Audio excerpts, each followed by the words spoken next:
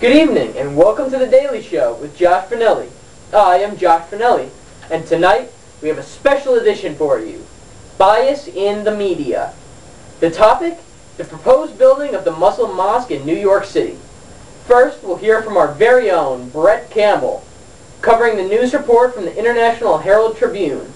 And later, we have a special treat, a debate right here in the studio between reporter Ashima Madan and journalist Amanda Smart. So we have a big night ahead of us. Let's get started. So first, a quick overview of the situation. The Cordova Mosque, a community center, needed a place to be built. Sounds good, right? But the builders chose prime real estate, a spot near Ground Zero in New York City. This is where the trouble begins. Citizens across America, and especially in New York, cried out against the building of the mosque. They say the mosque should not be built because the terrorists behind the 9/11 attacks associated with the Muslim faith. Many say the building of the mosque is, quote, insensitive to those who have lost loved ones during 9/11. However, the religious leader, Imam Faisal Abu Rauf, who is behind the proposed building, decided to place the community center so close to Ground Zero as an act of goodwill in order to show that Muslims can be peaceful. What do you think? Should the mosque be built? Brett Campbell reports.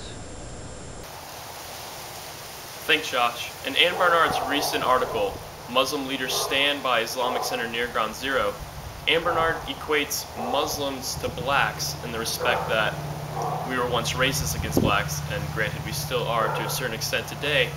However, she uses this comparison in a way that makes the opposing argument concerning the New York mosque more of a racial and cultural slur rather than an argument between logic and zoning laws.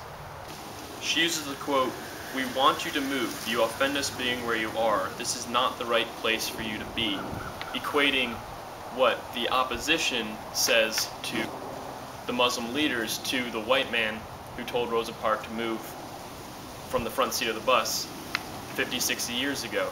Now, while this is a valid comparison, she fails to acknowledge that there is an opposing viewpoint at all, and that there is some logic to the opposing viewpoint, and sadly this is where her article sort of loses its luster and kind of falls flat on its own face.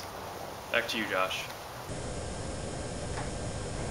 Well, Brett, thank you for that informative insight into the bias of the International Herald Tribune. Now we have a bit of a change of pace, and we're going to shift our focus to a heated debate between two reporters, one from Al Jazeera and one from CNN. These reporters will take on the challenge of defending their own articles without defending their own side of the argument. Let's see their attempts. First, Amanda, defend your work.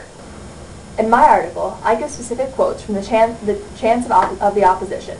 The protests are not overly emphasized, as I say in the brief statement that no violence or arrests were reported. I also look toward the viewpoint of the supporters. I give a direct quote from the supporters' chant.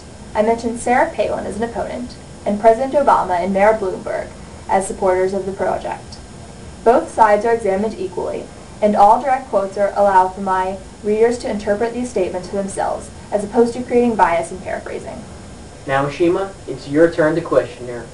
So Amanda, why would you start your article with describing the protest rather than giving background information? Well, the protests are a major part of the story, because they reported what the American people have to say on the subject, especially those who are nearest to the project proposed location. Don't you think that persuades your readers to lean more towards your own viewpoint rather than giving them background information first to let them form their own opinions? Well, And don't you think your language when you say this so-called Ground Zero mosque is a bit leading? well, this is referring to the general media. This is how the general media is referring to the mosque. However, the site is actually 2 blocks away. This phrase exhibits cultural bias. Amanda is biased in her article, in favor for this mosque. Therefore, she uses this leading phrase rather than simply stating the fact. Well, I think we could all see that Amanda cannot properly support her argument. Amanda clearly is biased in her article and exhibits pathos to try to sway her readers in favor for the mosque. Now that Amanda's been put in the hot seat, let's hear Ashima defend her work. In this article, Muslim American leaders gather to voice their support for building of mosques in America, and especially the mosque to be known as Park 51, near Manhattan's Ground Zero. This article is not biased because I use various Muslim leaders' opinions, Latif, Bray, and Awad's opinions in order to tell the audience what these leaders have to tell us about the Park 51 project. The entire article is about supporting the mosque, and the Muslim leaders agree, so it is not biased because many people believe the same thing. Why do you choose to only write your article on the viewpoint of a few people? I wanted to get the viewpoint of just the Muslim leaders. Well, this actually gives the readers a skewed perception of the argument by ignoring the opposing side. This is an example of nationalism bias. Thank you, reporters. Thank you for being with us for this evening's segment. I hope all our viewers are more informed about the media bias in these sources. And that's the end of our broadcast. Have a great evening.